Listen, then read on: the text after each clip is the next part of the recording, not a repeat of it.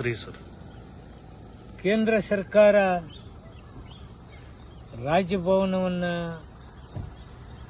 ಉಪಯೋಗ ಮಾಡಿಕೊಂಡು ಸಿದ್ದರಾಮಯ್ಯನಂತ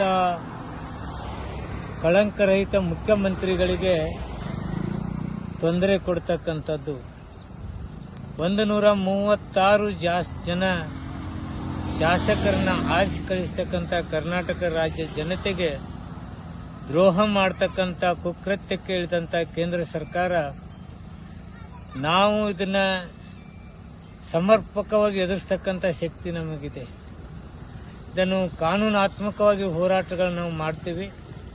ಪ್ರಜಾಪ್ರಭುತ್ವ ವ್ಯವಸ್ಥೆಯ ಕಗ್ಗೊಲೆ, ಸಂವಿಧಾನದ ವಿರೋಧ ನೀತಿಯನ್ನು ಅನುಸರಿಸ್ತಕ್ಕಂಥ ಕೇಂದ್ರ ಸರ್ಕಾರ ಸಿದ್ದರಾಮಯ್ಯಜಿಯವರಿಗೇನಾದರೂ ತೊಂದರೆ ಕೊಟ್ಟರೆ ನಾನು ಈ ದೇಶದ ಪ್ರಧಾನಿಯಾದಂಥ ಮೋದಿ ಸಾಹೇಬರಿಗೆ ಹಾಗೂ ರಾಷ್ಟ್ರಾಧ್ಯಕ್ಷರಾದಂಥ ಶಾ ಅವರಿಗೆ ಹೇಳ್ತಿದ್ದೀನಿ, ದೇಶದಲ್ಲೇ ನೀವು ಬೆಲೆ ತೆತ್ತಕ್ಕಂಥ ಕಾಲ ಬರುತ್ತೆ.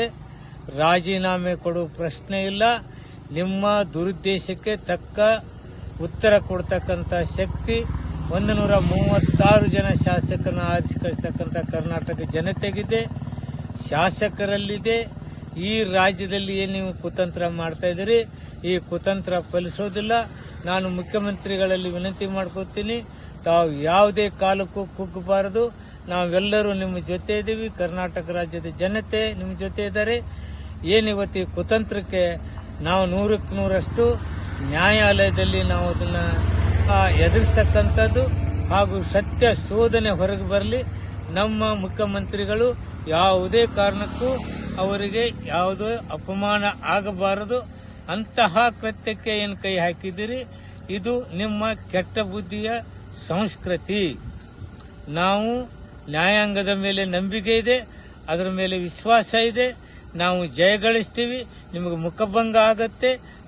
ಇನ್ನೊಮ್ಮೆ ನಾನು ವಿನಂತಿ ಮಾಡ್ಕೋತೀನಿ, ಪ್ರಜಾಪ್ರಭುತ್ವ ವ್ಯವಸ್ಥೆಗೆ, ಸಂವಿಧಾನಕ್ಕೆ, ರಾಜ್ಯದ ಜನತೆಗೆ, ರಾಷ್ಟ್ರದ ಜನತೆಗೆ ನೀವು ಮಾಡತಕ್ಕಂಥ ಕುತಂತ್ರವನ್ನು ಜನತೆಗೆ ತಿಳಿಸ್ತೀವಿ.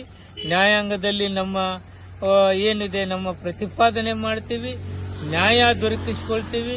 ಈ ದೇಶದಲ್ಲಿ ಯಾವ್ಯಾವ ರಾಜ್ಯಗಳಿಗೆ ನೀವು ಇಂಥ ಕುತಂತ್ರ ಬುದ್ಧಿಯಿಂದ ಇವತ್ತೇನು ಸರ್ಕಾರಗಳನ್ನು ಕೆಡತಕ್ಕಂಥ ಕೆಲಸ ಮಾಡಿದ್ದೀರಿ, ಇದರಿಂದ ನಿಮಗೆ ತಕ್ಕ ಪಾಠ ಆಗ್ತಿದೆ. ಸರ್, ಮುಖ್ಯಮಂತ್ರಿಗಳೇ, ನಾವೆಲ್ಲರೂ ನಿಮ್ಮ ಜೊತೆ ಇದ್ದೀವಿ. ಇಂಥ ಕುತಂತ್ರಗಳಿಗೆ ಪಾಠ ಕಲಿಸೋಣ. ನಮಸ್ಕಾರ.